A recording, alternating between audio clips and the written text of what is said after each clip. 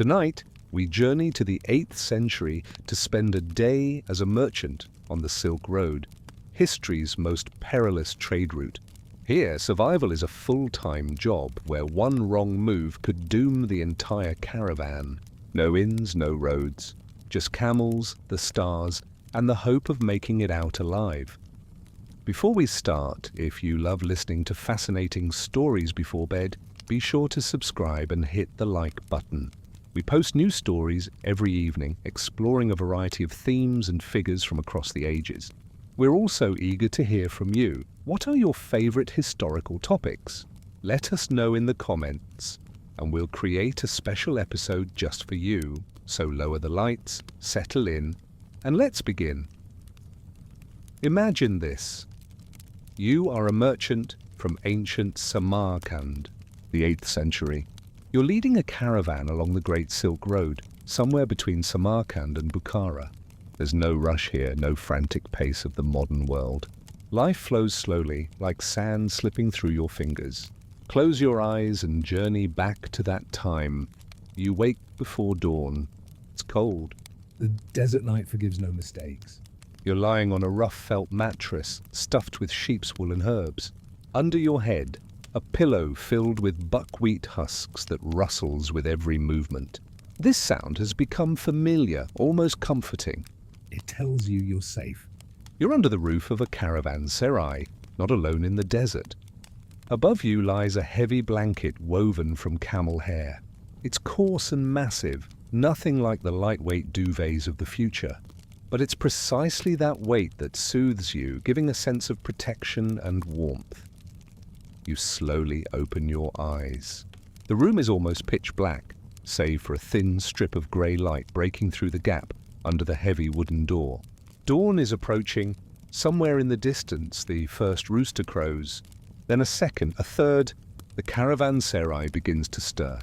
You hear someone shifting on a neighbouring mattress, floorboards creaking under footsteps, an elderly merchant in the next room quietly murmuring his morning prayer. These sounds have accompanied you every morning for the past 3 months, since your caravan left Samarkand. You're in no hurry to rise. Unlike the 21st century, where mornings begin with the jarring blast of an alarm and an immediate plunge into the day's frenetic rhythm, here time moves differently. You allow yourself a few quiet minutes to simply lie there, listening to the world awaken. Your body has learned to wake naturally, following the rhythms of the sun and the earth. Finally, you slowly rise. Your muscles ache slightly.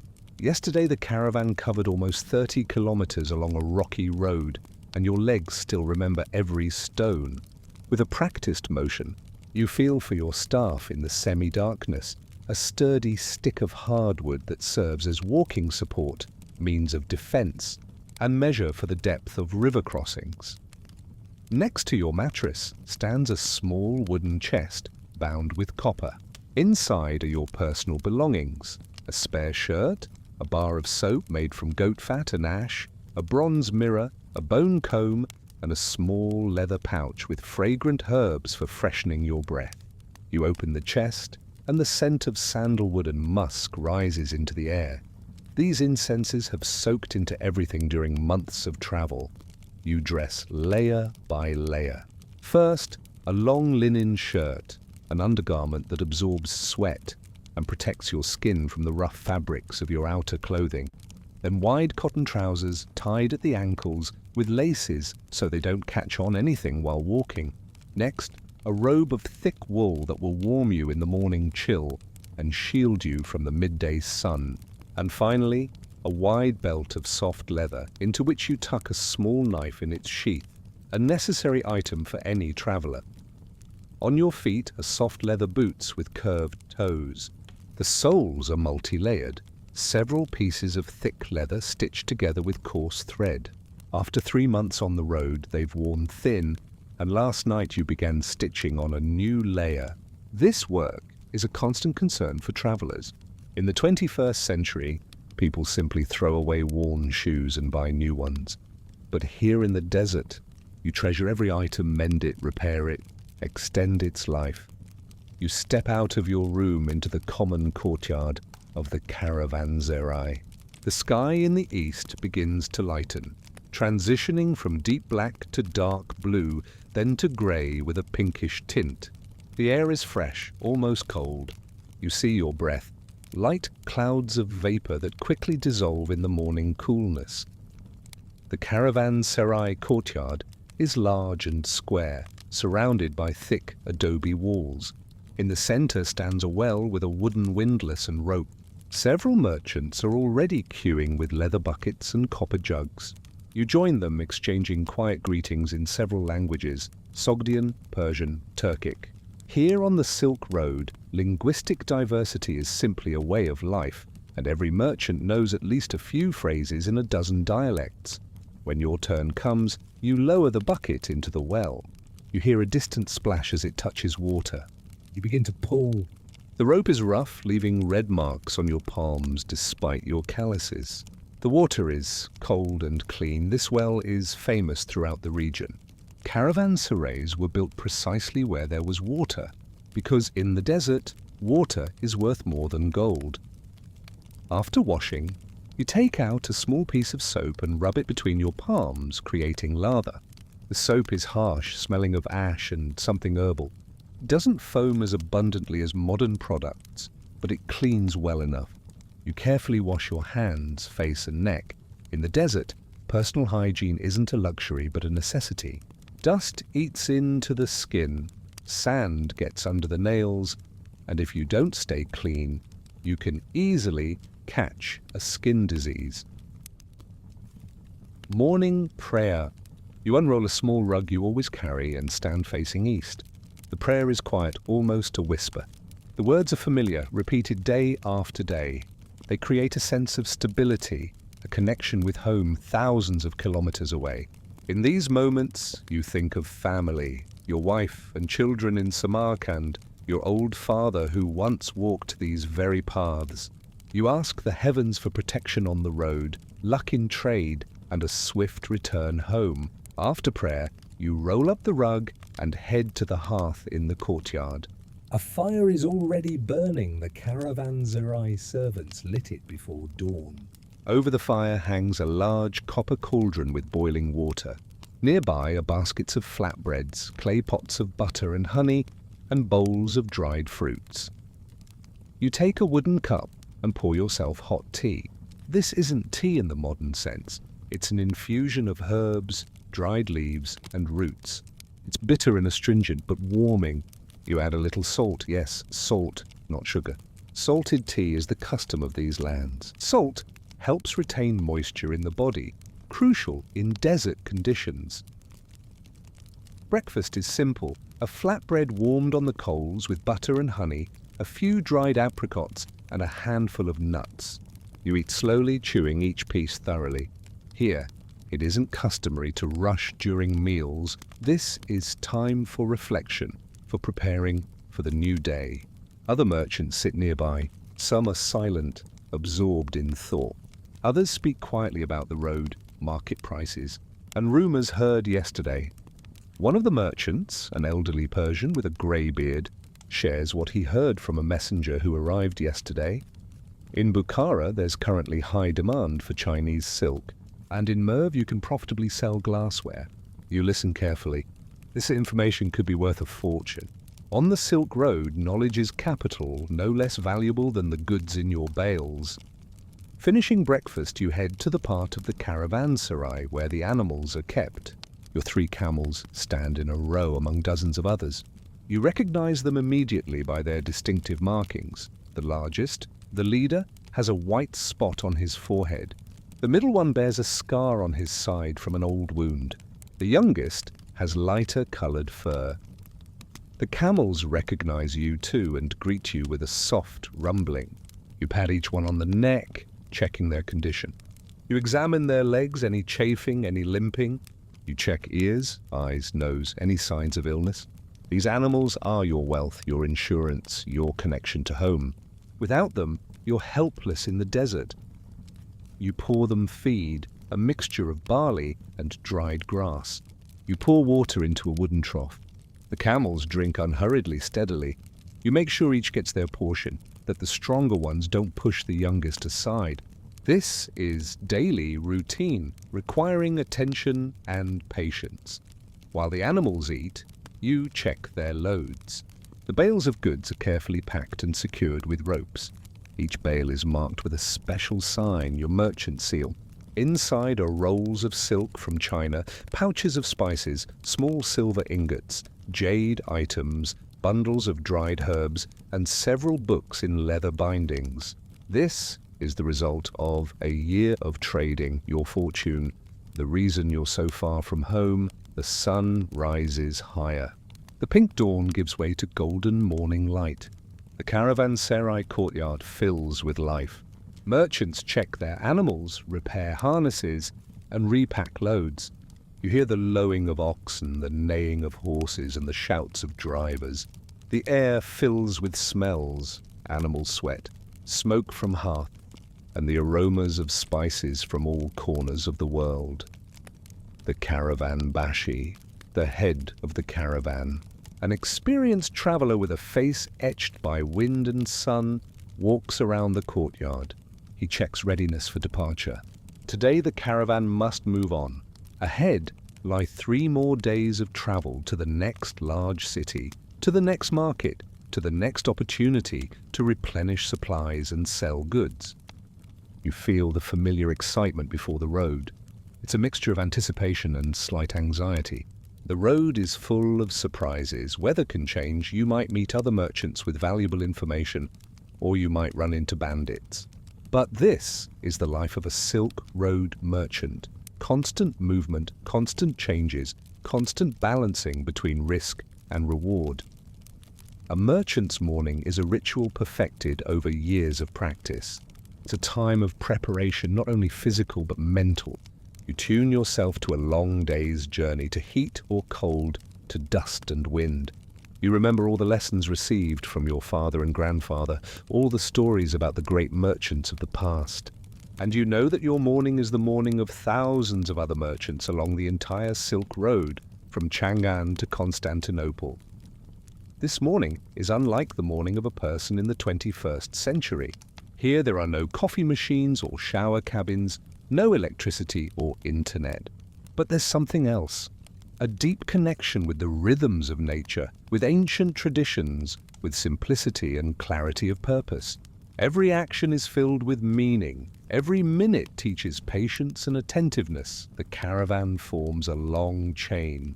You take your usual place in the middle of the column, not at the front, where the first animals raise the most dust, but not at the very end either, where stragglers become easy prey for bandits. The middle is the golden mean for a merchant who values safety over glory. The sun has already risen above the horizon, painting the sky a pure, almost transparent blue. You're in the very heart of Central Asia, in that part of the Great Silk Road that passes through the territory of modern-day Uzbekistan, Turkmenistan. This is the 8th century AD, a time when the Silk Road is experiencing one of its golden ages, when caravans move in an unbroken flow from east to west and back again. The landscape around you is an endless plain, transitioning into desert. The earth here is hard, covered with small stones and sparse tufts of stiff grass. This isn't the sandy desert of adventure novels. There are no majestic dunes. This is a rocky desert where the land resembles the surface of the moon, greyish-brown, cracked from heat and dryness, strewn with fragments of rock. In the distance, on the horizon, mountains are visible. They look like a bluish haze, like a mirage, but you know they're real. These are the foothills of the Pamir, those very mountains that the ancient Persians called the roof of the world. The caravan will skirt around them, keeping to lower passes and valleys because the direct path through high mountains is too dangerous and difficult for loaded camels. The season is early autumn. This is the best time for travel on the Silk Road. The summer heat has subsided, but winter cold hasn't yet arrived. During the day, the temperature rises to a pleasant 25 degrees. At night, it drops almost to 0. This is the perfect balance. Warm enough not to freeze, but not so hot as to suffer from dehydration and heat stroke. The wind blows from the east, bringing a light scent of wormwood and desert grasses. This wind is your constant companion. It never stops completely, only changes strength and direction. Sometimes it's gentle and refreshing, sometimes it becomes fierce and piercing. Merchants have learned to read the wind like a book. By its strength and direction, you can predict the weather, understand where to look for water, or where a sandstorm will move. Today the wind is moderate, calm. It stirs the hem of your robe and ruffles the camels' manes. There isn't a cloud in the sky, only endless blue, so bright and pure that it hurts to look at. You pull your wide-brimmed hat down over your eyes and squint slightly. In the desert, sunlight reflects off every stone, every grain of sand, creating a blinding brilliance. The road beneath your feet is solid, packed down by thousands of caravans. This isn't a road in the modern sense. There's no asphalt, no signs, no markings. It's simply a direction, worn by centuries of use. In places, the road widens to several dozen meters. In others, it narrows to a narrow path between rocks. But an experienced caravan bashi always knows where to go by old marks on stones, by the shape of hills on the horizon, by the position of stars at night. You walk beside your camels, holding the lead of the largest one. The others follow him in a chain. Camels are herd animals, accustomed to moving one after another. Your steps are measured, unhurried. The caravan moves at about 4 kilometers per hour, the optimal speed for loaded animals, allowing them to cover 30 to 40 kilometers per day without excessive fatigue. The world around you is filled with sounds. The crunch of stones under hooves and feet, the steady breathing of animals, the creak of leather harnesses, the quiet conversations of other merchants. Sometimes someone begins to hum a traveling song, a slow, drawn-out melody without words, just a sequence of sounds that helps maintain the rhythm of movement. To the left of the road stretches a dry riverbed, wadi as the locals call it. Most of the year it's empty, but in spring, when the snows melt in the mountains, a turbulent stream runs here. You see traces of past floods, smooth stones carried by water from afar, dried tree trunks stuck between rocks, lines on the banks showing how high the water rose. Vegetation here is sparse.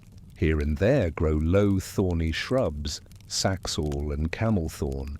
Their roots go deep into the ground, tens of meters, reaching underground water sources. The leaves of these plants are tiny, almost reduced, to minimize moisture evaporation. Everything here is adapted to survival in conditions of extreme dryness. Sometimes you encounter solitary trees, tamarisks with silvery foliage, or old poplars whose roots have found an underground source.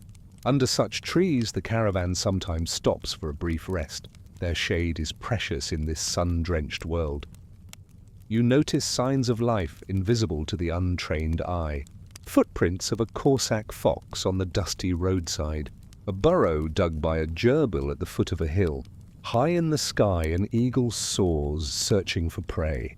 Somewhere in the distance you hear the cry of a jackal, a drawn-out, almost plaintive sound that makes the camels prick their ears alertly. This is a living world. Only life here isn't as noticeable as in forests or steppes. It's hidden, lying low, waiting for the right moment. Lizards hide under stones in the daytime heat and emerge to hunt at dusk.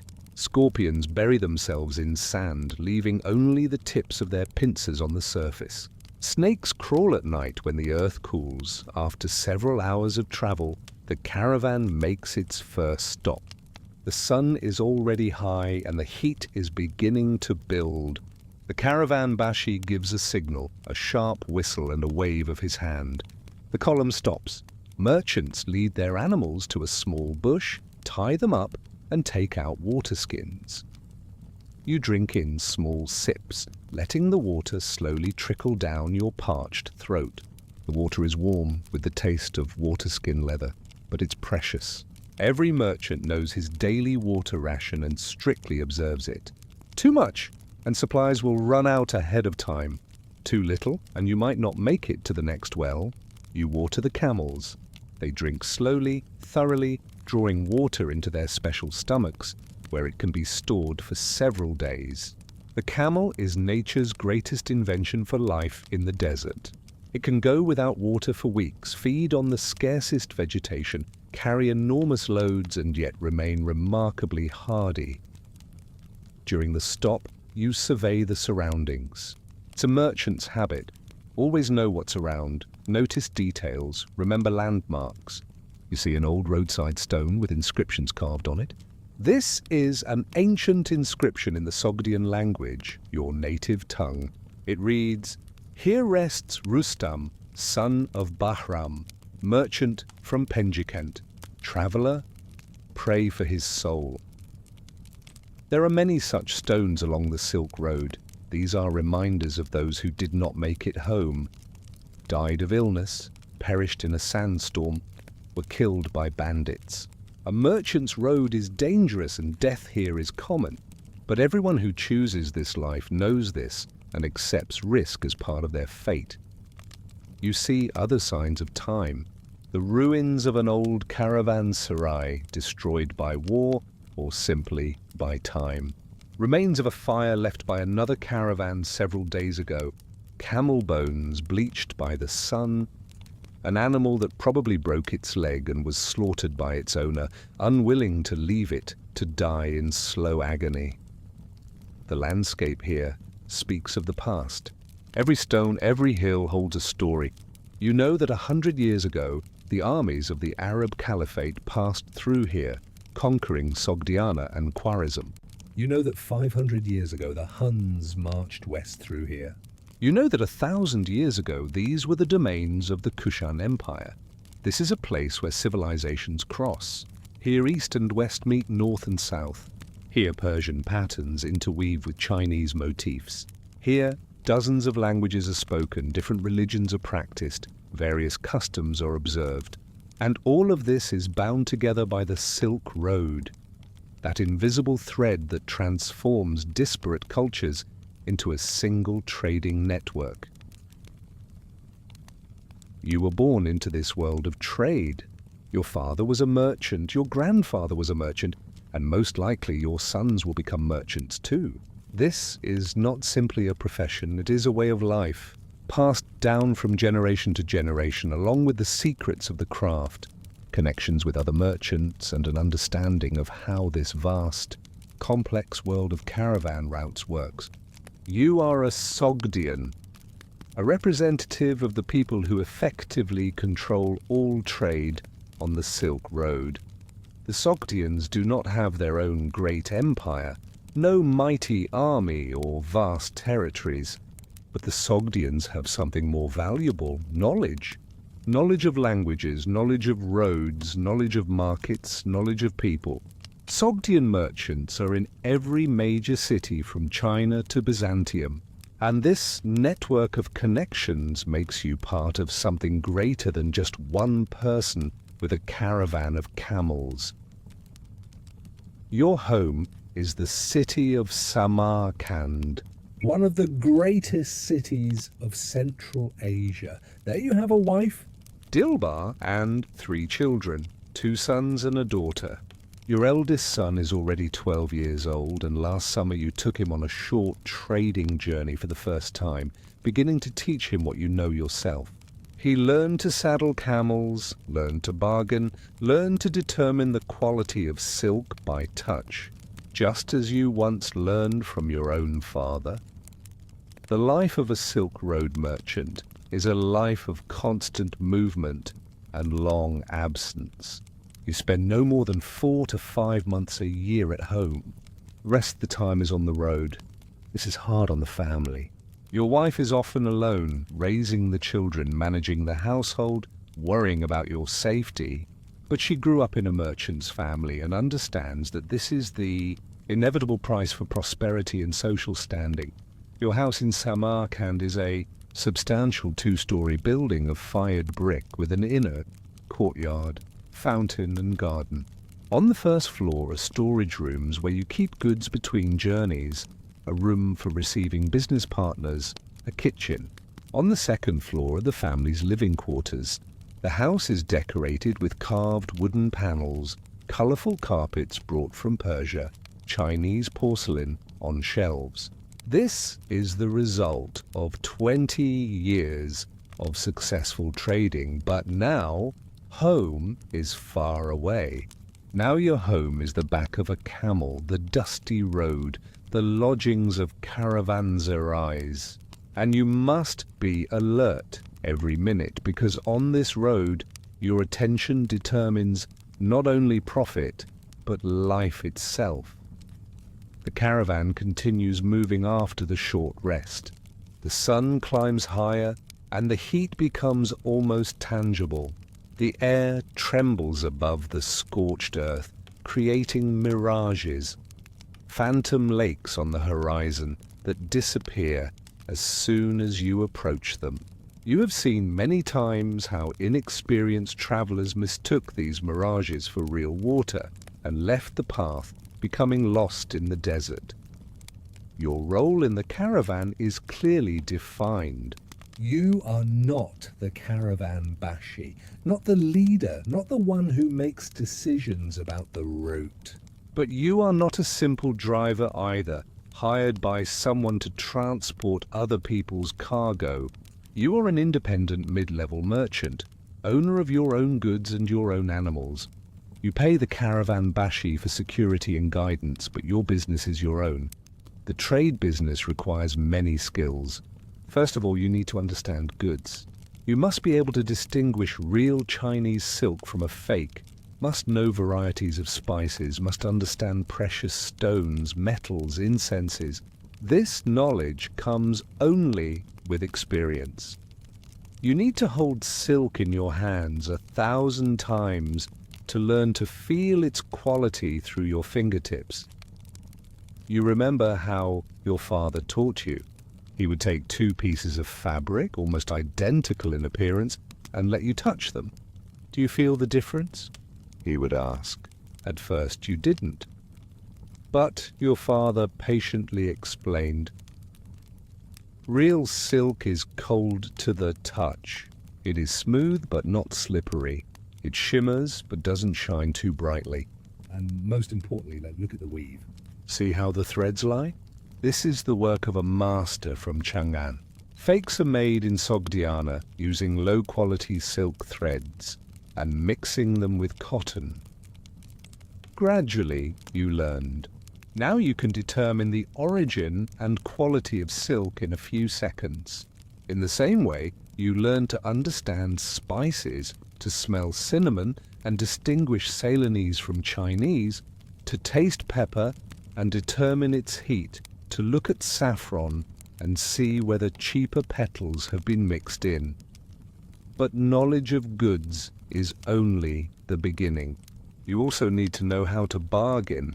Trade on the Silk Road is an art, a complex game where everyone tries to get the maximum, but without destroying long-term relationships. You cannot be too greedy. You will lose partners. But you cannot be too soft either, or you will go bankrupt. You remember thousands of deals. You remember how 3 years ago in Bukhara you bargained over a batch of glassware. The seller asked 30 dirhams for a dozen goblets. You offered 15. He was indignant, began shouting that you wanted to ruin his family. You calmly headed for the exit. He called you back. You returned to negotiations. 2 hours of bargaining, 3 cups of tea, dozens of arguments and counter-arguments. In the end, you settled on 23 dirhams. Both were satisfied. You got a good price. He got his money and saved face. Every deal is not just an exchange of money for goods. It is also an exchange of information, establishment of connections, building of reputation. Sogdian merchants are famous for keeping their word. If you promise to deliver goods by a certain date, you will deliver even if you have to walk through a blizzard. If you said the silk is of the highest quality, then it is. Inspection will prove it. This reputation is priceless. It allows you to conclude deals worth millions of dirhams with a simple handshake, without written contracts.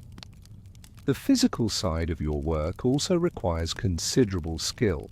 You must be able to handle camels, understand their mood, know when an animal is tired or sick, be able to properly distribute the load so as not to rub the back raw. A bad merchant will ruin a camel in one season. A good one will ride the same animal for 10 years. You must be able to navigate. During the day, by the sun and landscape. At night, by the stars. You know the constellations as well as you know the streets of your native city. The North Star points north.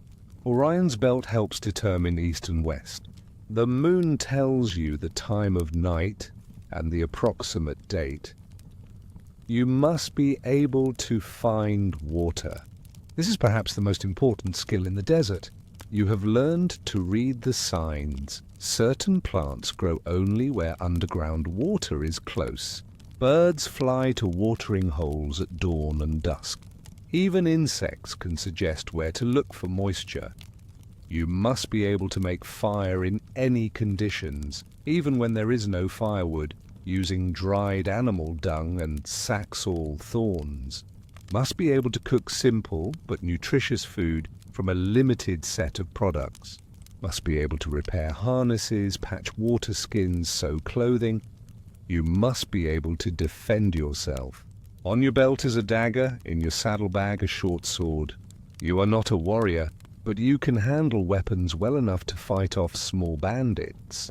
However, the main protection of the caravan is its size. Your caravan currently has about 40 merchants and more than 150 camels.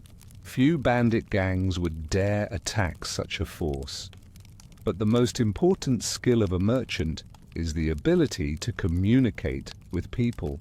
You must be a diplomat, must be able to negotiate with customs officials who can delay your caravan for a week or let it through in an hour.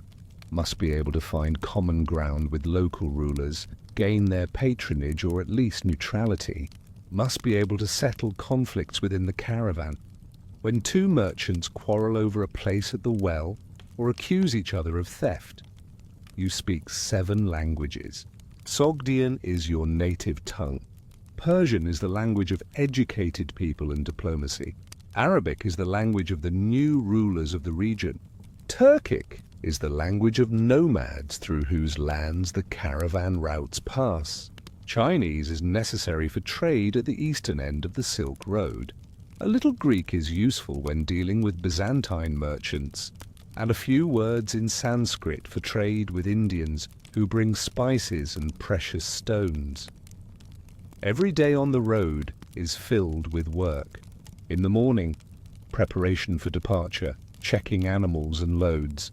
During the day, long hours of monotonous walking under the scorching sun, constant vigilance, observation of the road and surroundings. In the evening, setting up camp, feeding and watering animals, preparing dinner, repairing equipment. At night, guard duty, because even in a caravanserai, you need to guard your goods.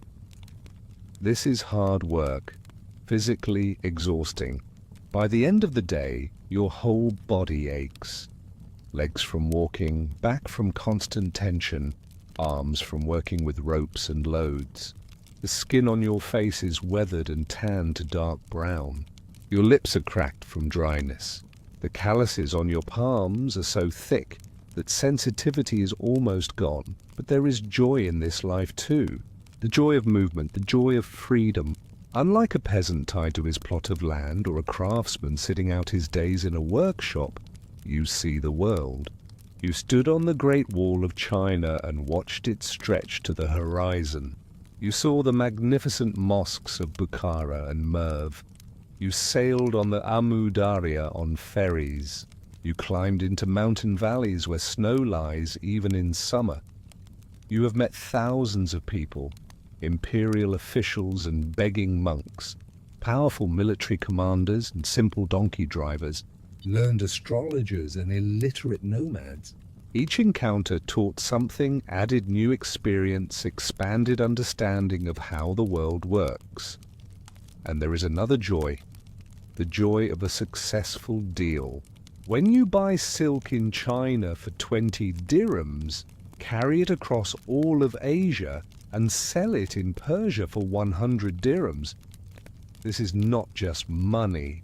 This is confirmation of your skill, your ability, your value. This means you were able to correctly assess the market, choose the right goods, transport them safely, find a buyer, and negotiate a good price. Money from trade goes to many things. Part is sent home to the family.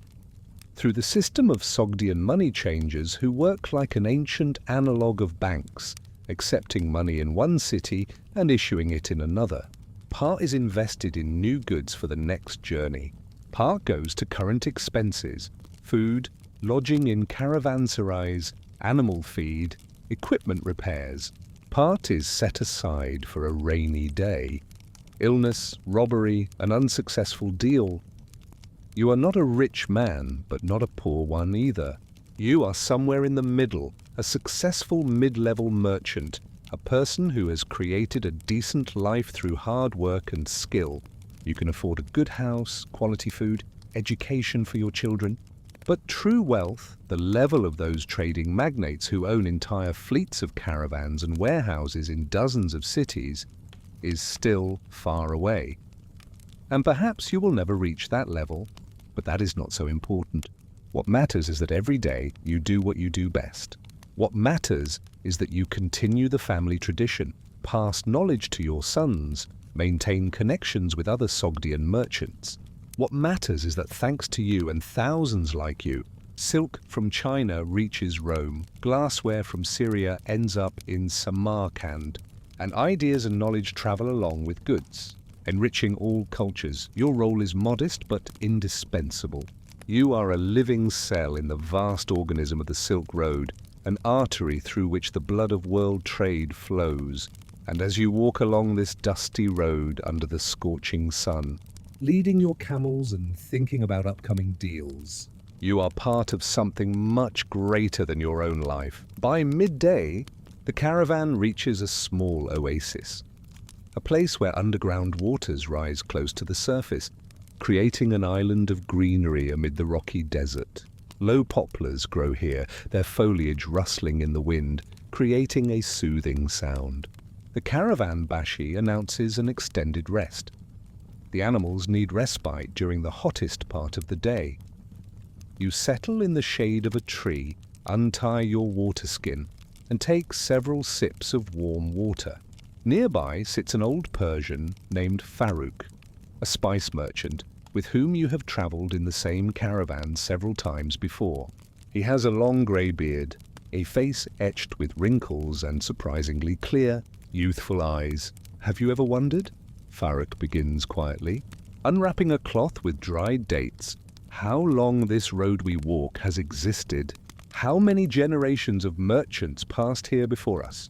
You look at the dusty path stretching into the distance and think, this road seems eternal, like the mountains themselves on the horizon. But everything has a beginning, Farooq continues, and his voice takes on the measured quality of a storyteller passing down ancient knowledge.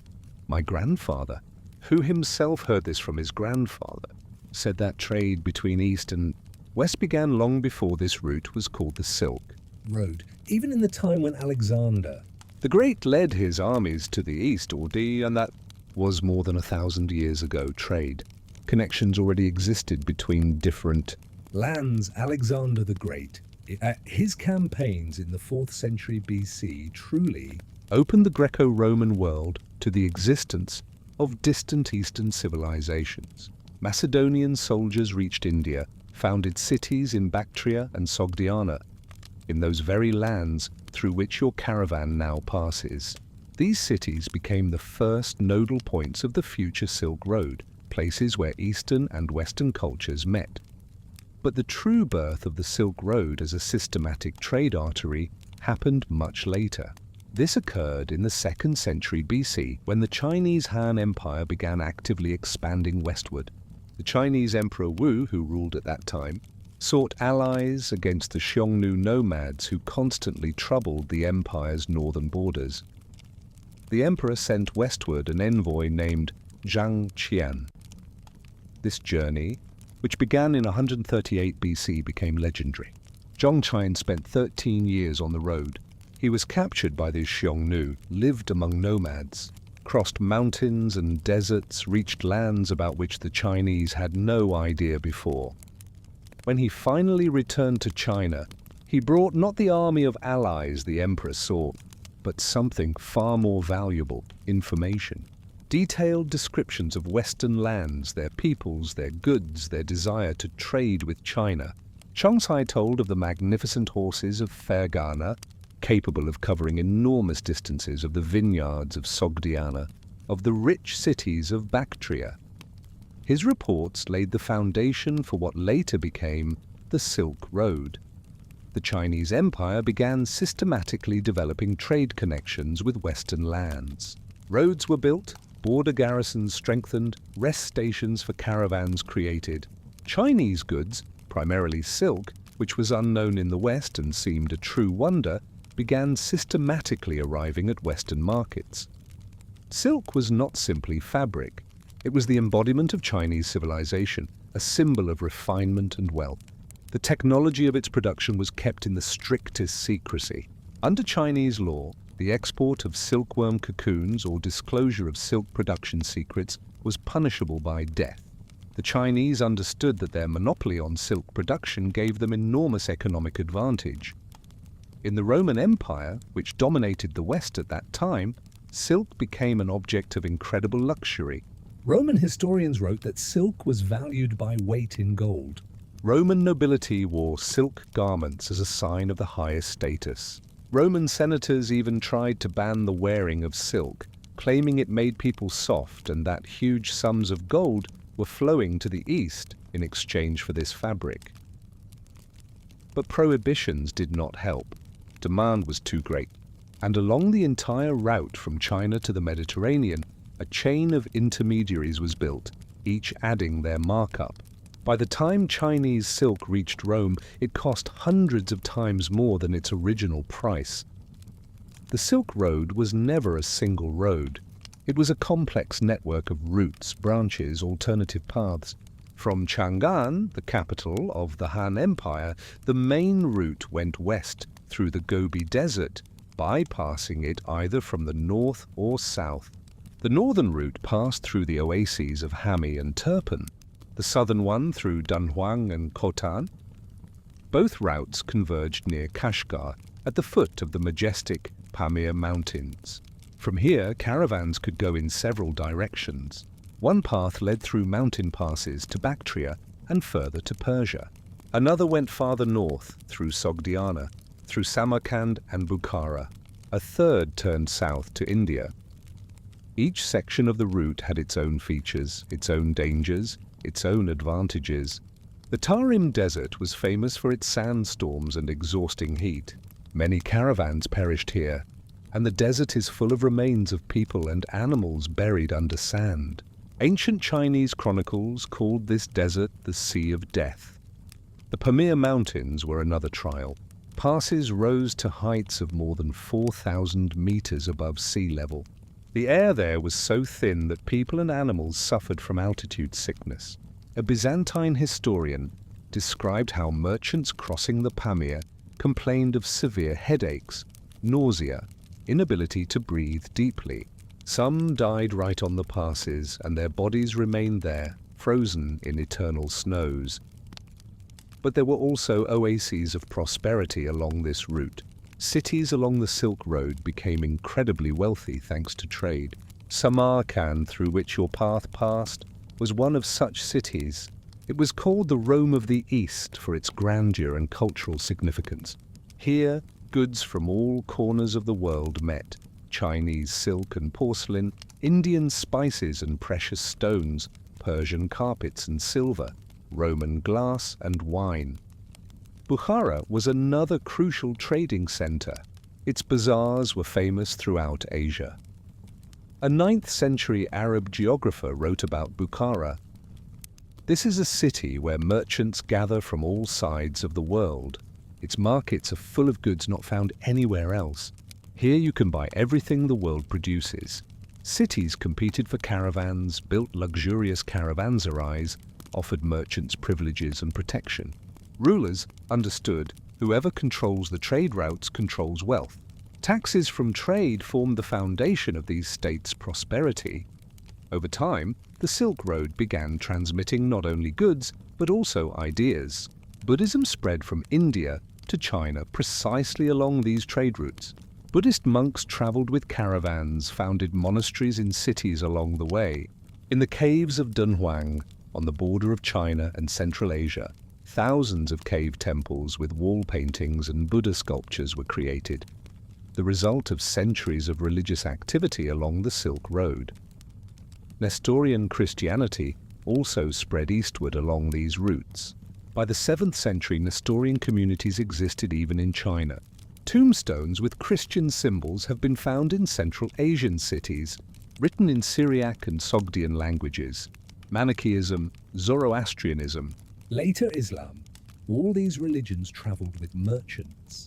adapted to local conditions mixed with local beliefs, creating a unique religious landscape in Central Asia. Technologies also moved along the Silk Road.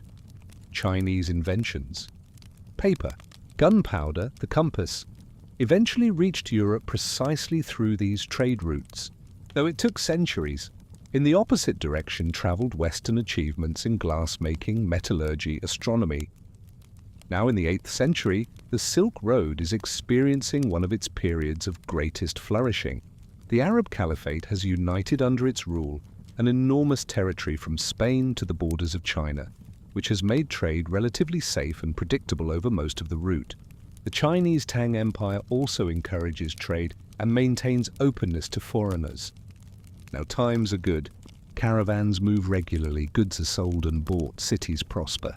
You yourself are a living part of this great trading system connecting half the known world. Each step you take on this dusty road is a continuation of a 1,000-year tradition begun by unknown merchants of antiquity and expanded through the efforts of countless generations. Farouk falls silent, and you sit for a while in quietness, listening to the rustling of leaves and the distant neighing of horses. The sun slowly moves across the sky. Soon the caravan will move on again, westward, following a route laid out centuries ago, a route that will outlive many more generations of merchants. This road has seen the rise and fall of empires. It has survived conquerors and destroyers. It has adapted to new conditions, found new routes when old ones became dangerous. And as long as somewhere in the east they produce goods valued in the west, and vice versa, this road will live. And you, the merchant walking it today, you are not simply a transporter of cargo. You are a link in a chain stretching across continents and centuries. You are the heir to a tradition older than any kingdom. And someday your grandchildren will walk this same road, remembering you just as you now remember your ancestors. The caravan sets off again after the long midday rest. The sun is already beginning to decline westward, painting the sky in softer, golden tones. The heat subsides, breathing becomes easier. This is the best time for travel. Not too hot, but still light enough to see the road and surroundings. After several hours of travel, as the sun sinks even lower, you notice strange outlines ahead. Against the evening sky, silhouettes of ruined walls emerge, remains of an ancient city, long abandoned by people. The caravanbashi points to these ruins with his hand and announces that tonight the caravan will stop here. In the shadow of these ancient walls, this is not uncommon on the Silk Road. The desert is full of dead cities, places that were once thriving trade centers and have now turned into silent ruins, slowly being buried under sand and time. Some of these cities were destroyed by wars, others died when trade routes changed or water sources dried up. Still others were simply abandoned for reasons no one now remembers. The caravan approaches closer, and you begin to make out detail. Thick adobe walls in places collapsed, in places still standing at full height. Arched gate openings gaping with emptiness. Remains of towers from which guards once watched for approaching caravans or enemies. Inside the walls you can see the outlines of houses, streets, squares. The ghost of a city that was once full of life. Old Farouk rides beside you, and his face becomes serious as he looks at the ruins. "You know," he says quietly, "the locals avoid this place. They say spirits dwell here, of those who perished when the city was destroyed. You are not a superstitious person. Years of travel have taught you to distinguish real dangers from imagined ones. But even you feel something unusual about this place. Perhaps it is simply the effect of the setting sun casting long shadows from the ruined walls. Perhaps it is the wind whistling through empty windows and doorways, creating almost human sounds. Or perhaps it is something more, a sense of the presence of the past, which here is so tangible it is almost material. The caravan stops in the outer courtyard of a ruined caravanserai. The walls here are still strong enough to provide protection from the wind and some illusion of safety. Merchants begin unloading animals, lighting fires, preparing dinner. But everyone does this more quietly than usual, speaking in hushed voices. The atmosphere of this place affects even the most practical people. While dinner is being prepared, you decide to walk a bit through the ruins. You take an oil lamp. The sun has almost set, and twilight is quickly thickening. You walk along what was once the main street of the city. Under your feet crunch fragments of ceramics, stones, dried plants. You stop near one of the houses whose walls have survived better than others. You look inside. In the light of your lamp, you see remains of wall paintings. Faded figures of people in long robes, fragments of ornaments, images of animals. The colors have almost completely faded, but you can make out that these were once bright, colorful pictures. Who lived in this house? What stories unfolded within these walls? Perhaps a merchant lived here just like you with his family. Perhaps his children played in this courtyard. Perhaps his wife cooked food in that corner where you now see the remains of a hearth. And now from all this life only dust, stones and ghostly images on the walls remain. You know legends about such dead cities. Sogdian and Persian merchants tell many stories about cities that disappeared under mysterious circumstances. One of the most common legends is about a city whose inhabitants angered the spirits by defiling a sacred spring.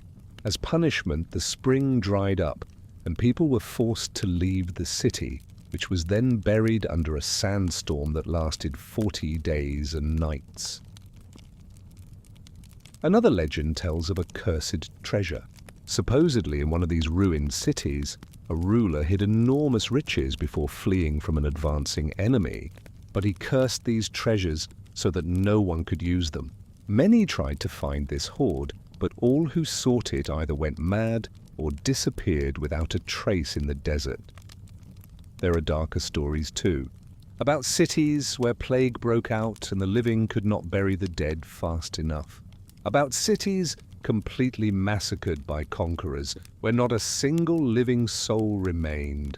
About cities abandoned after all water sources suddenly became poisoned by some unknown force. But behind the legends and superstitions lies real history. Archaeologists, those rare scholarly people who study the remains of ancient civilizations, could tell much about the reasons for the death of these cities. Most of them perished for quite understandable reasons. Some cities died when river courses changed or underground sources dried up. Water in the desert is life. A city without water is a dead city. Geological changes, earthquakes, climate changes, all of this could lead to the disappearance of water sources on which the settlement's existence was based. Other cities were victims of wars and conquests. The history of Central Asia is a history of endless conflicts.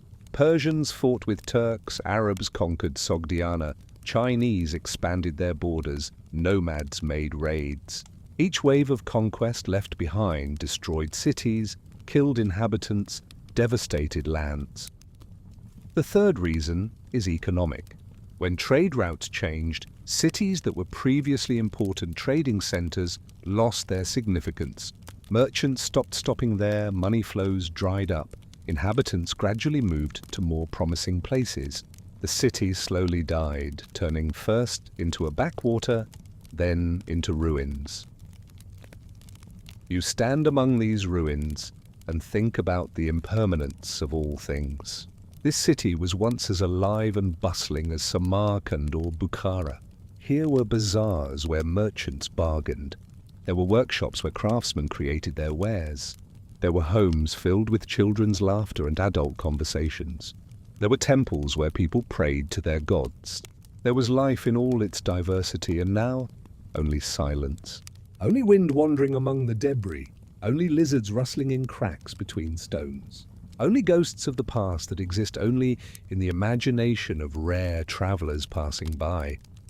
This thought is simultaneously frightening and comforting. Frightening because it reminds you of the fragility of any civilization, that everything that seems eternal and unshakable can one day turn to dust.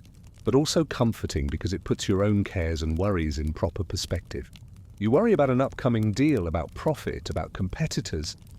But on the scale of centuries, all this is such trifles, such insignificant details. You return to the caravan fires. Merchants have gathered around the fire, eating dinner, sharing stories. Someone tells about an encounter with bandits on the last route. Someone complains about the greed of customs officials in one of the cities. Someone boasts about a profitable deal. But then the conversation inevitably turns to this place, to the ruins around, and the stories begin. An old merchant from Khwarazm tells what he heard from locals. This city was destroyed about 100 years ago during the Arab conquest. The inhabitants refused to surrender and pay tribute, and the Arab commander ordered the city taken by storm. The siege lasted 3 months. When the walls were finally breached, the conquerors spared no one. Another merchant adds that he heard a different version. The city died not from war, but from plague. The disease came with one of the caravans and spread with terrifying speed. In a month, half the population was dead. Survivors fled in panic, afraid of infection. The city was abandoned, and the desert began to swallow it. A third speaks of a curse. Supposedly the ruler of this city committed some terrible sacrilege, defiled a Zoroastrian fire temple, or killed a holy man. For this, higher powers punished the entire city, sending misfortunes upon it one after another until people were forced to leave the cursed place. Which of them is right? Perhaps all of them a little, perhaps none. Truth is lost in time. Only ruins and legends remain, and each new generation adds to these legends its own details, its own interpretations. The night grows deeper. Fires gradually die down. Merchants disperse to sleep. You lie on your mattress under the open sky. The weather is warm, and there is no need to seek a roof over your head. You look at the stars. These same stars witnessed the construction of this city. These same stars saw its flourishing. These same stars saw its death, and will witness thousands more cities that will arise and disappear in the future. There is something comforting in this cosmic perspective.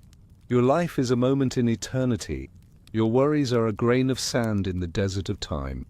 But at the same time, it is precisely this brevity that makes life valuable. Precisely because everything passes, it is important to value every moment, every day, every meeting. You fall asleep to the sounds of the desert night, the rustling of sand, the distant howl of a jackal, the crackling of coals in cooling fires. And you dream. You dream that this dead city comes alive again. You see streets filled with people.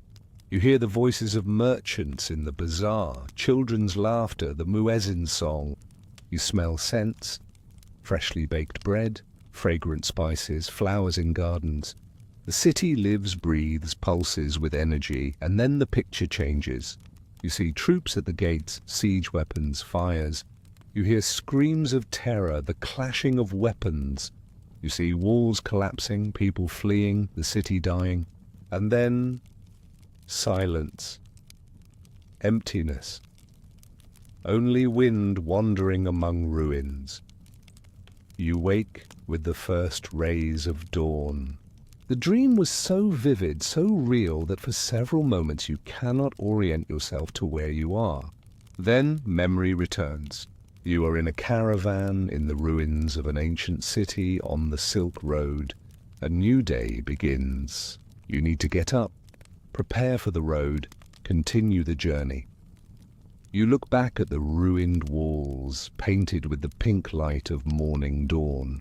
They seem less ominous in the light of the new day, more simply ruins, part of the landscape. The mystique of night dissolves under the practical morning sun. The caravan gathers. Animals are loaded, harnesses checked, dry rations for the day distributed. Soon the column will move on again, leaving behind the dead city, which will return to its eternal silence, disturbed only occasionally by passing caravan. But something remains. Memory. A sense of connection with the past, understanding that you are part of a long chain of generations stretching from the depths of ages into an unknown future, and that someday, perhaps centuries from now, someone else will stand among ruins that were once your native Samarkand and ask the same questions about the impermanence of existence. The caravan moves on through the morning coolness, leaving behind the ruins of last night's camp. Ahead, on the horizon, the outlines of a large city begin to appear. Your next stop. This is one of the important trading centers on the Silk Road, a place where caravans stop for several days to trade, rest, replenish supplies. The closer the caravan approaches the city, the more lively the road becomes. You encounter other caravans traveling in the opposite direction. Riders on fast horses pass by, messengers carrying communications between cities. You come across peasants with donkeys loaded with vegetables and fruits they are taking to sell at the city market. Shepherds drive flocks of sheep and goats. The road fills with life, movement, diversity. By midday, the caravan reaches the city gates. Massive wooden doors bound with metal stand wide open. On both sides of the gates rise watchtowers where guards stand with spears and bows. At the gate is a customs post. Officials in long robes and tall hats inspect caravans, record goods, collect duties. You wait your turn, watching the procedure. One of the officials approaches you, carefully examining your camels and loads. You show him your documents.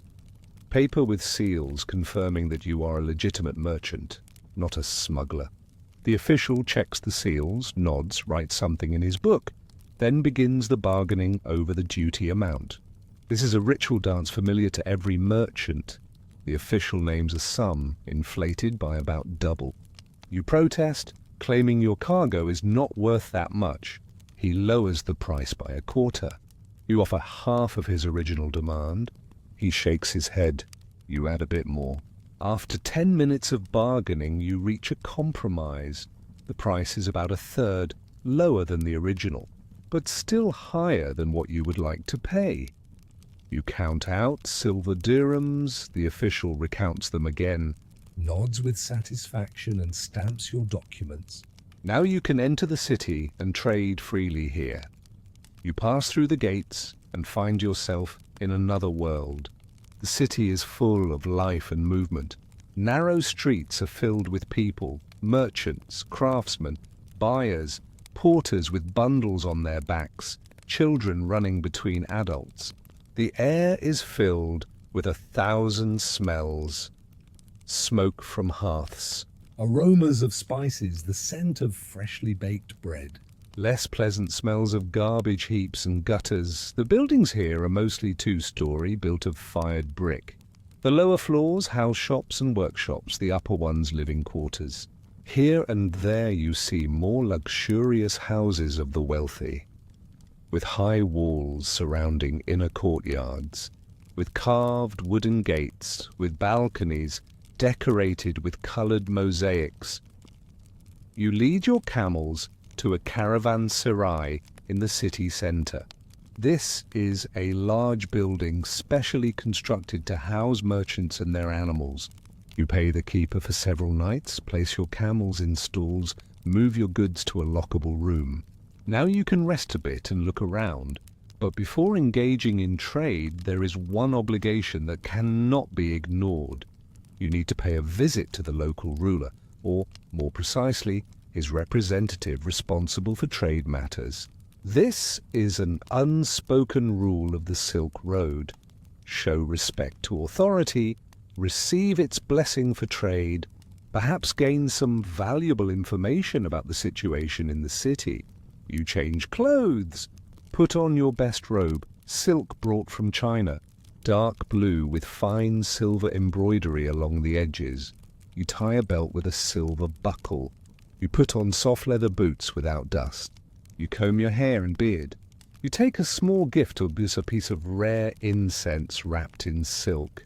Such visits require observance of etiquette. The ruler's palace is in the city centre, on an elevation. It is an impressive structure. Massive walls, tall towers, large gates with armed guards.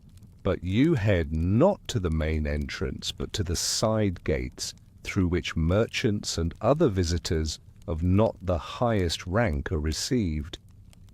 You pass through several courtyards, each successive one more luxurious than the previous. The first courtyard is for common people, here crowd petitioners, merchants, craftsmen. The second courtyard is for more important visitors. Here it is quieter, cleaner, the guards dressed more richly. The third courtyard is for nobility and high-ranking guests. Here are marble fountains, manicured gardens, peacocks strolling along the paths. You are led into a reception hall. Here you see for the first time the true luxury you have only heard about. The walls are covered with mosaics of coloured stones depicting complex geometric patterns and hunting scenes. The floor is covered with carpets of such quality that each is worth a fortune. The ceiling is high with wooden beams covered in gold and azure. In the centre of the hall, on a dais, sits the vizier, the ruler's chief advisor on trade and financial matters. This is a middle-aged man with a well-groomed beard, in a luxurious robe of the finest silk. On his fingers are rings with precious stones. Beside him are scribes with paper and ink, ready to record everything that will be said. You make the traditional bow. Right hand to heart, then to forehead, then a slight nod of the head. You pronounce the greeting formula in Persian, the language of diplomacy and power in this region. The vizier responds with a greeting, with a gesture, invites you to come closer. You introduce yourself, give your name, city of origin, purpose of visit. You present the gift. The vizier accepts it with gratitude, passes it to one of the servants. A conversation begins on formal, ritualized, but important. The vizier asks about your journey, about news from other cities, about prices in markets, about the political situation in regions you traveled through. This information is valuable to the authorities. Merchants often know more about what is happening than official messengers. You answer carefully, choosing your words carefully. You tell of peaceful caravan routes, of good harvests in some regions, of new goods appearing in markets. You avoid mentioning political conflicts or problems. It is not your business to interfere in such things. The vizier nods, satisfied. Then he speaks about the situation in the city. He mentions that the ruler welcomes honest merchants and guarantees their safety. He hints that the city guard strictly monitors order in the markets. This is a polite warning. Trade honestly, do not deceive, do not create problems, and all will be well. The conversation ends. The vizier wishes you successful trading. You bow and exit. The formality is completed. Now you are under the official patronage of local authority, and this is important. If problems arise, a conflict with another merchant, an attempted robbery, deception by a buyer, you can turn to the authorities for protection. Leaving the palace, you think about the world you just glimpsed. A world of power and wealth, a world completely different from yours. The vizier you just saw lives in luxury you can barely imagine. His robe costs more than your entire annual income. His breakfast is more exquisite than your holiday feast. But the vizier is not yet the top of the pyramid. Above him is the city's ruler, Ikshid, Emir, or whatever he is called, depending on the region. The ruler lives in even greater luxury, in a separate wing of the palace, where simple merchants like you never enter. The genius of ancient Egyptian engineering continues to inspire modern architects and engineers.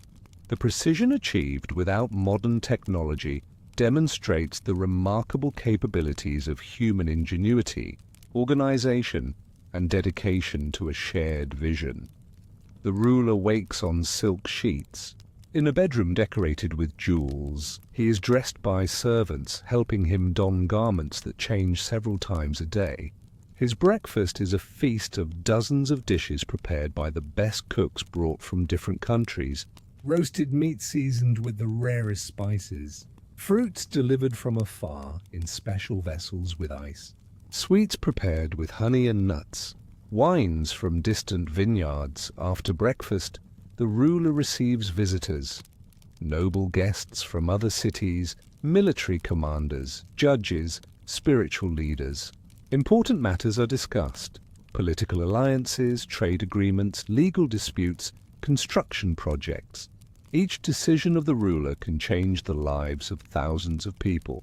During the day, perhaps the ruler inspects his domain, rides horseback, accompanied by a retinue through city streets, observes construction of a new mosque or caravanserai, inspects city fortifications.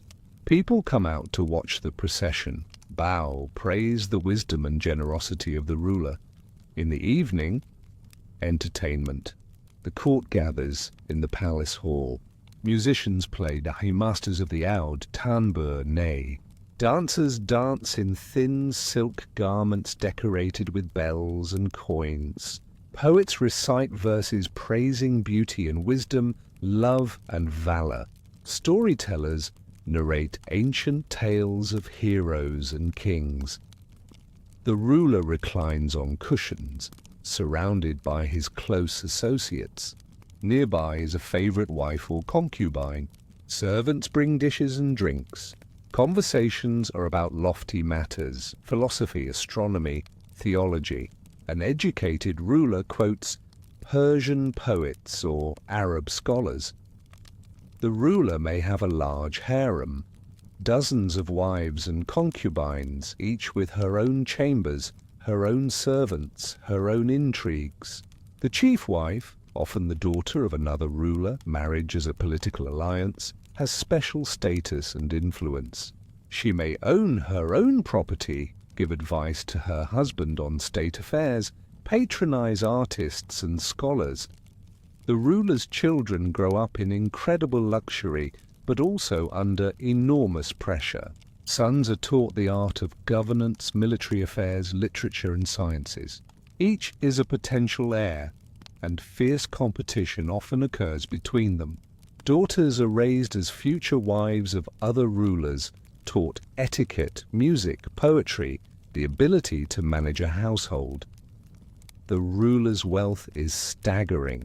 His treasury is filled with gold and silver, precious stones, pearls, rare fabrics. Part of this wealth comes from tax revenues from trade, such as the duties you paid at the gates. Part is tribute from subordinate territories. Part consists of gifts from other rulers wishing to maintain friendly relations. But life in the highest circles is not only luxury, it is also constant danger. Political intrigue, conspiracies, betrayals. The ruler must constantly be on guard. Watch his viziers and generals who may try to seize power. Must fear relatives, brothers or uncles who believe they have more right to the throne. Must fear external enemies, neighboring rulers constantly seeking opportunities to expand their domains. History is full of examples of rulers killed by their own associates, poisoned during feasts, stabbed in their own chambers, overthrown by military coups. Power gives enormous privileges but demands an enormous price. Constant vigilance, distrust even of the closest ones, readiness for cruelty to preserve position. The nobility surrounding the ruler lives in similar luxury, though on a smaller scale. Viziers, generals, large landowners, wealthiest merchants, they constitute the elite of society. Their homes are palaces in miniature. Their clothing is exquisite. Their tables groan with delicacies. Their entertainments are sophisticated, but between them and you lies an abyss. You can become a wealthy merchant, can accumulate significant fortune, but will never enter their circle. You have no noble birth, no connections with the ruling dynasty, no land holdings. You are merely a merchant, a person earning a living by transporting goods. In the eyes of the elite, merchants occupy a strange position. On one hand, they are necessary. They bring wealth, provide the city with exotic goods, pay taxes that fill the treasury. On the other hand, they are despised as people of low origin engaged in an unworthy business, buying and selling, bargaining and profit-making. There is a Persian saying, "A merchant may be rich, but will never be noble." This reflects the aristocracy's attitude toward the merchant class. Nobility, in their understanding, comes from military valor, from land ownership, from ancient lineage. Money earned through trade does not give true status, but you do not complain. Your life, though lacking the luxury of palaces, has its advantages. You are free. Free to travel, see the world, make your own decisions.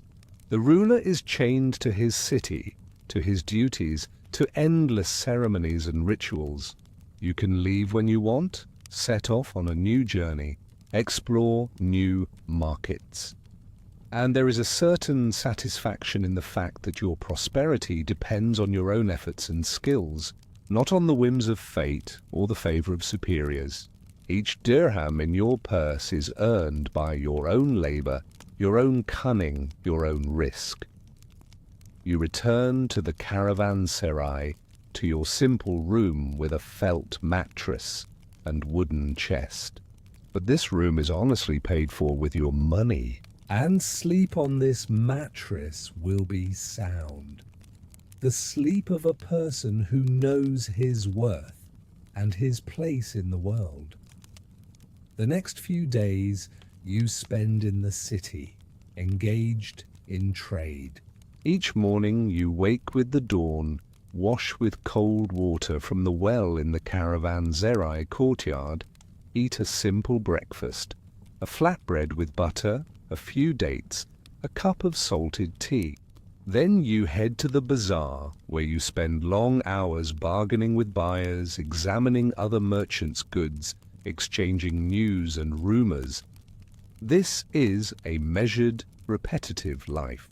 Each day resembles the previous one, the same actions, the same rhythm, the same concerns. But you are not bored. In this rhythm there is its own meditativeness, its own depth. Each deal is a small victory. Each successful bargain is confirmation of your skill. One evening, after a particularly successful day at the bazaar, you sit in the Caravanserai counting your profits. And suddenly a strange thought arises in your mind. What would happen if you somehow impossibly moved through time? If you woke up not in the 8th century, but in some distant future, say 13 centuries later in the 21st century, of course this is an absurd fantasy. Time flows only in one direction and such things are impossible. But you can imagine, how would you, a Silk Road merchant, cope with life in that strange, unimaginable future? The first thing that would strike you is the speed of everything. People of the 21st century live in constant haste, in endless rushing. They wake to the harsh sound of an alarm, a mechanical device that does not allow them to wake naturally, following the body's rhythms.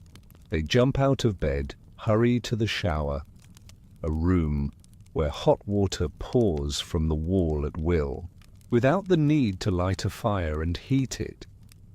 They eat breakfast on the go, food prepared in minutes in strange metal boxes that heat food with invisible rays. Or they skip breakfast altogether, settling for a hot, bitter drink, coffee, which helps them wake up and provides artificial vigor. Then they rush to work. But they do not walk or ride horseback as you do. They get into metal carriages without horses and automobiles, moving at incredible speed along specially built roads. These machines transport them in minutes over distances that would take you hours to cover, and some descend underground, into tunnels where even faster metal serpents run. Subway trains carrying hundreds of people at once. You would experience panic in these tunnels, in this crowding, in this artificial lighting, not seeing the sky and sun at work. And many work in huge buildings of glass and metal rising hundreds of meters into the sky. They sit before glowing screens. Computers, as they are called. Devices capable of instantly processing information, storing more text than is contained in all the libraries of your world, connecting people through an invisible network spanning the entire globe. Imagine, you could learn the price of silk in Constantinople instantly, without waiting months for a caravan to bring news. You could arrange a deal with a merchant on the other side of the world without meeting him in person. You could see images of goods without holding them in your hands. This would seem like magic to you, a miracle, the work of jinn or sorcery. But would this be a better life? People of the 21st century work 8, 10, sometimes 12 hours a day, sitting motionless before these screens. Their bodies suffer from lack of movement. Backs ache, vision deteriorates, weight accumulates. They are deprived of that physical activity which is natural for humans, which forms the basis of your life. Walking, working with animals, physical labor. Food in the 21st century is available in abundance. Stores, huge buildings filled with products from around the world, are open every day. You can buy fruits from tropical countries in the middle of winter. You can choose from hundreds of varieties of bread, cheese, meat. Hunger for most people in developed countries is a long-forgotten problem. But paradoxically, many of them are not healthy. They eat too much processed food, full of artificial additives and sugar. They suffer from diseases of abundance, obesity, diabetes, heart problems. Food has lost connection with seasons, with the earth, with natural cycles. They do not know where their food comes from, who grew it, how it was prepared. You, eating simple food, flatbreads, dried fruits, occasionally a piece of meat, perhaps eat more healthful, more natural food than many inhabitants of the future. Travel in the 21st century has become incredibly fast. People fly through the air in huge metal birds, airplanes, covering in hours distances that take you months. From Samarkand to Constantinople, not 6 months of caravan travel, but 3 or 4 hours of flight. But have they lost something in this speed? You know, every section of your route You know where the best wells are, where mulberry trees grow, where dangerous sections lie. You know the faces of the caravan drivers you meet on the road, the stories of the caravanserais where you stop. Travel for you is an experience, a gradual immersion in changing landscapes, cultures, languages. A person of the 21st century boards a plane in one city, falls asleep, wakes up in another city on another continent. He has missed everything between them, missed mountains and deserts, rivers and steppes, small villages and caravan routes. His journey is devoid of depth, devoid of gradualness, devoid of connection with the earth. Communication in the 21st century has also changed beyond recognition. People are constantly connected to each other through small devices they carry with them. Smartphones. They can talk with anyone, anywhere in the world instantly, can send letters that arrive not in months but in seconds, can see the faces of their loved ones on screens, even if they are on the other side of the planet. You go months without hearing news from your family. not knowing how they are, whether they are healthy, whether everything is all right. This is a constant worry you carry in your heart. In the 21st century, your wife could call you every day, Tell you about the children, about their successes in school. about minor household problems. But again, have people of the future not lost something important? When you return home after a long journey, the meeting with family is an event of enormous emotional power. Joy so deep that tears well up in your eyes. Wife, children, father, all gather, embrace you, shower you with questions, listen to your stories. In the 21st century, when people are constantly in touch, this depth of separation and reunion disappears. Everything becomes ordinary, familiar. The magic of return fades when you hear the voice of a loved one every day. Knowledge in the future is available as never before. Through the internet, this global network of information, a person can instantly get an answer to almost any question. Want to know how silk is produced? You type a query, and in a second, before you are detailed descriptions, drawings, even moving images and videos showing the entire process. You learned for years, learned from your father, from your grandfather, from other merchants. Each skill came through hard work, touching silk thousands of times to learn to determine quality, hundreds of deals to understand the art of bargaining, dozens of journeys to memorize routes. Your knowledge is deep, rooted in personal experience, in muscle memory, in intuition developed through years of practice. The knowledge of a person of the 21st century is often superficial. He can read about anything, but does not have deep, lived understanding. Time in the 21st century flows strangely.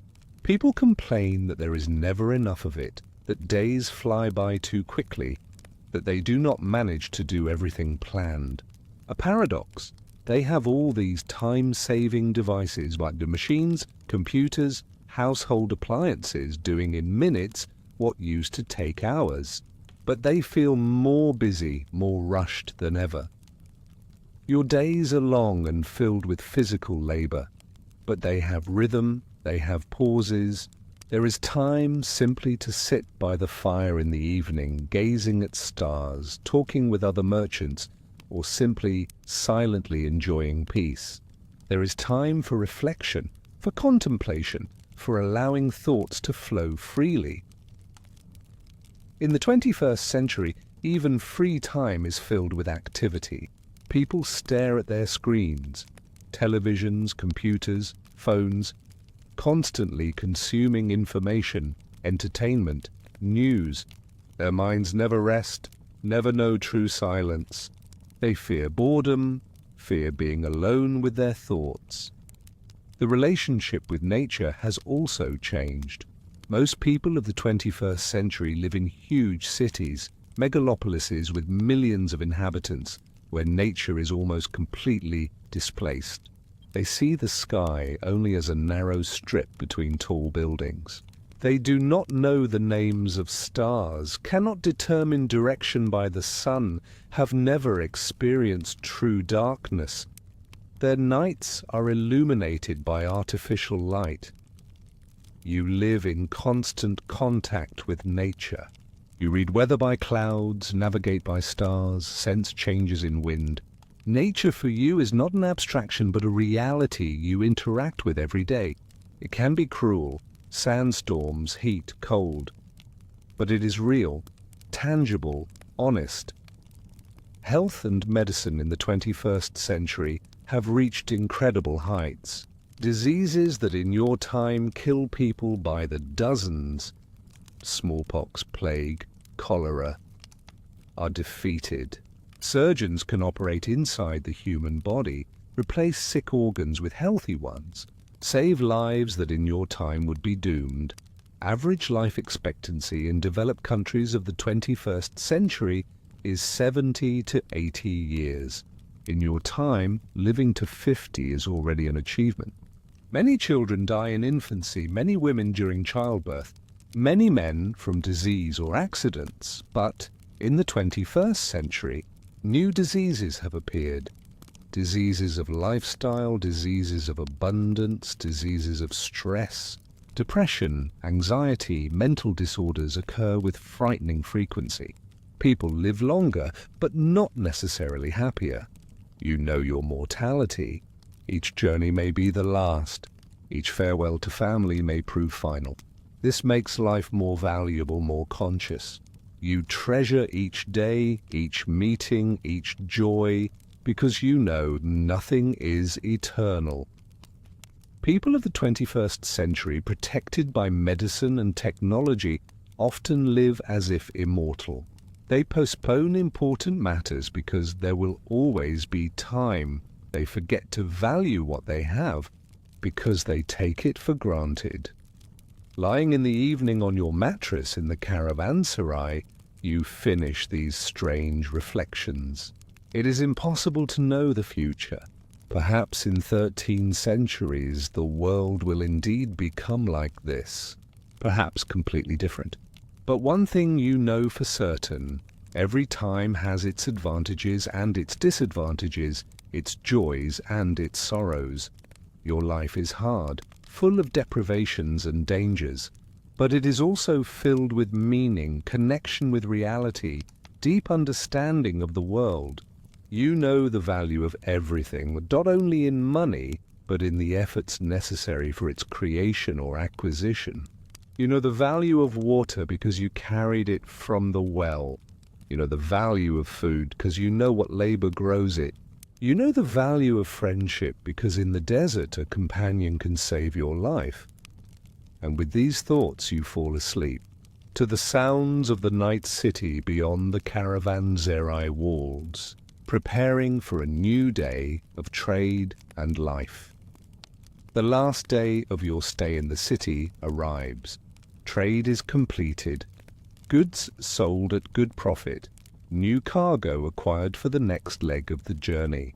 Silver dirhams are safely hidden in a leather belt under your clothing, and the camels are loaded with bales of spices, fabrics, and ceramics that you will carry to the next city. The morning is especially beautiful. The air is fresh and cool, the sky clear without a single cloud. A light breeze brings the aroma of blooming gardens beyond the city walls. This is one of those rare moments when everything comes together right. Weather is favorable. Business goes well, body is healthy, soul is calm. You stand in the Caravanserai courtyard, checking your camel's harnesses one last time. Your hands move confidently, automatically. You have performed these actions so many times they have become second nature. Each knot is tied correctly, each load balanced perfectly, each rope tightened with the right tension.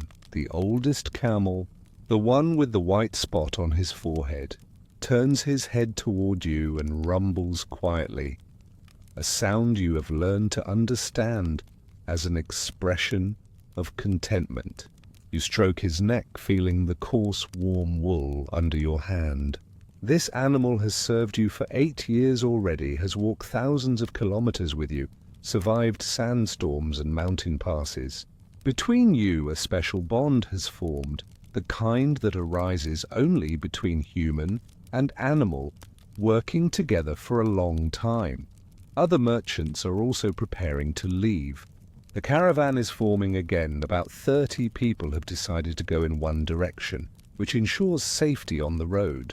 You hear quiet conversations, the jingling of harnesses, the snorting of camels and horses. The atmosphere is businesslike but calm. These are experienced travelers for whom preparing for the road is routine. Farouk, your old friend, approaches you with a smile. "Traded well?" he asks. You nod. "Very well. Sold Chinese silk almost a third more than I expected." And you? He rubs his hands contentedly. "My spices sold out in 2 days. The local vizier bought all the cinnamon for the palace kitchen, paid generously." You exchange satisfied smiles. Smiles of people who have worked well and earned their reward. In these smiles there is no envy or rivalry. On the Silk Road, one merchant's success does not mean another's failure. The market is large enough for all who know how to trade honestly and skillfully. The caravan bashi gives the signal to depart. The long column slowly starts moving, passes through the Caravanserai gates, emerges onto the city street. People step aside, letting the caravan pass. Children run alongside, curiously examining the animals and cargo. An old vegetable merchant shouts a greeting, and you answer him with a wave of your hand. You pass through the city gates. The guards, already familiar after several days of your stay in the city, wave goodbye. Customs officials check documents, a formality taking a few minutes. And now the caravan is already beyond the walls, again on the open road, again travelling. The road ahead stretches to the horizon, straight and dusty. On both sides are fields where peasants work, bent over the earth. Further are visible gardens, apricot and almond trees covered with blossoms. Even further, hills transitioning into mountains whose peaks dissolve in the morning haze. You walk beside your camels, holding the lead, and feel a familiar sensation, a mixture of anticipation and peace. Ahead are new roads, new cities, new meetings. Ahead is the uncertainty that always accompanies a traveler. But this uncertainty does not frighten. It attracts, promises new opportunities, new stories. The sun rises higher and the day grows warmer. You remove your heavy outer robe, remaining in lighter clothing. You take out your water skin, take several sips of water. The water is warm but pleasant, quenching thirst. You no longer think anxiously about each sip. As in the desert, here, in populated areas, wells occur regularly. Farouk walks alongside and you talk unhurriedly, as people talk who have long days of travel ahead and no need to rush. He tells a story about his youth, about his first journey to distant India, about temples he saw there, about the smell of sandalwood and jasmine filling the air. You listen, sometimes asking questions, sometimes simply enjoying the flow of his narrative. Time flows steadily. The caravan makes a short stop at midday, rests in the shade of roadside trees. Merchants take out food, share news, discuss plans. Someone plays a small flute, a simple melody, repetitive and soothing. Several people doze, sitting leaning against tree trunks. You sit on a stone, chewing dried apricot and looking at the surroundings. A local shepherd passes by with a small flock of sheep. You exchange greetings. He asks how far your journey goes. You answer, to Bukhara, another week's travel. He nods his head respectfully. "May the heavens protect you, traveler," he says, and continues on with his sheep. This brief encounter is one of thousands that make up your life on the road. A momentary contact with another person, a few words, a wish for good. Nothing special, but together these meetings create the fabric of human connection stretched along the entire Silk Road. By evening, the caravan reaches a small village with an inn. This is not a luxurious caravanserai of a large city, but a simple place, a courtyard, surrounded by sheds, a well, a pen for animals. But the hosts are hospitable. They welcome the caravan, help place the animals, light a large fire in the courtyard. A communal dinner is prepared. Several merchants pool products. Someone takes out rice, someone vegetables, someone dried meat. The innkeeper's wife cooks a large pot of pilaf, rice with meat and vegetables seasoned with spices. The aroma of cooking food fills the courtyard, and everyone's appetite awakens after a long day's journey. You all sit together around the fire when it grows dark.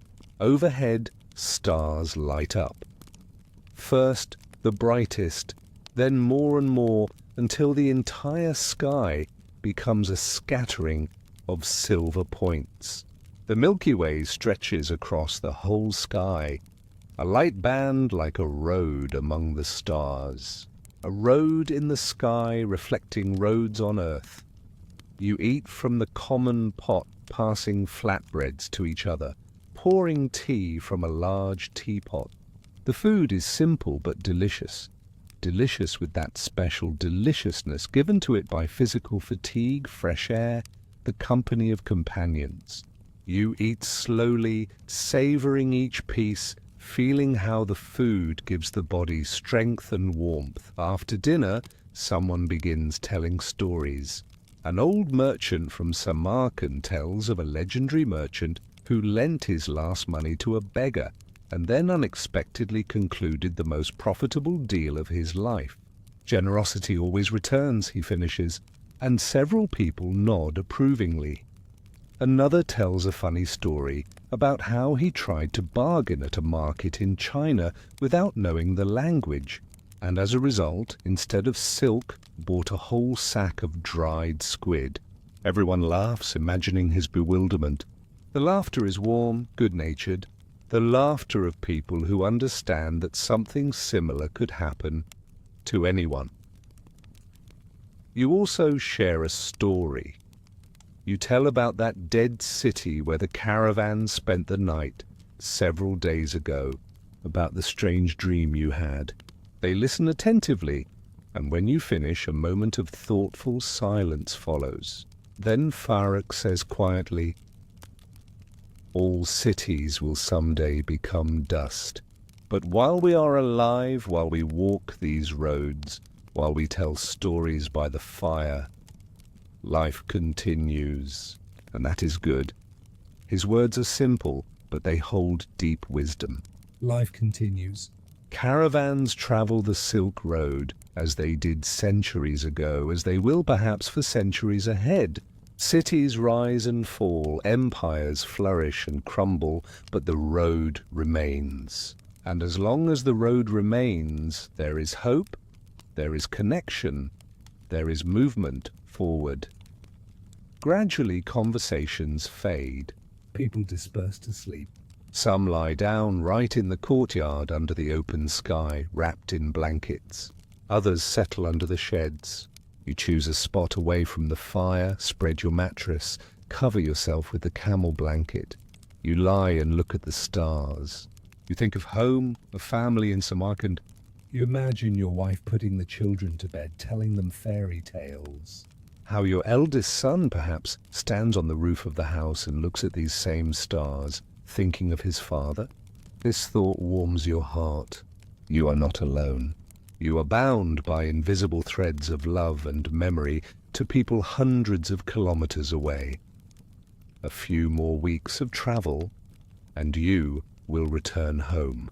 You will return with full purses, with gifts for family, with new stories. You will embrace your wife, lift your youngest in your arms, who has probably already grown and changed during your absence.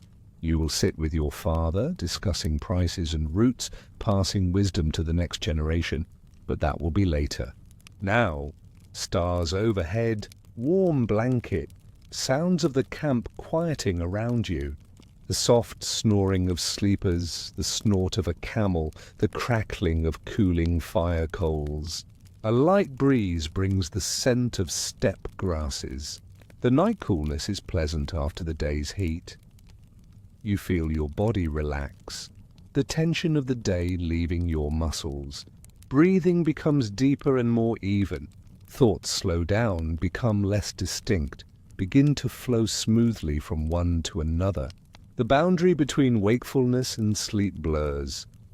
The last thought before falling asleep. Life is good. Despite all the difficulties, all the dangers, all the deprivations, life is good. You do what you know and love. You walk the road your ancestors walked and your descendants will walk. You are part of something greater than yourself. You are a link in a chain stretching through time and space. And with this quiet, peaceful happiness, you slip into sleep. Sleep deep and serene, the sleep of a person who knows his place in the world and is content with it.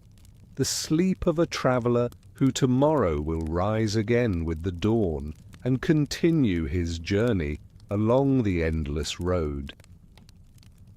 Above you, the stars continue their eternal dance. The wind whispers in the grass. Somewhere in the distance a jackal howls. The world continues to live, breathe, exist, and you are part of this world. A drop in the ocean of being, but a necessary drop. A drop with its own unique experience and meaning. Sleep peacefully, Merchant of the Silk Road. Morning will bring a new day, a new road, new possibilities. but now is the time for rest, the time for peace, the time to sink into deep, restorative sleep. Dreams come softly, imperceptibly. Dreams of home, of family, of the green gardens of Samarkand. Dreams of roads you have walked and roads yet to be walked. Bright dreams, pleasant dreams, the dreams of a traveler who loves his life.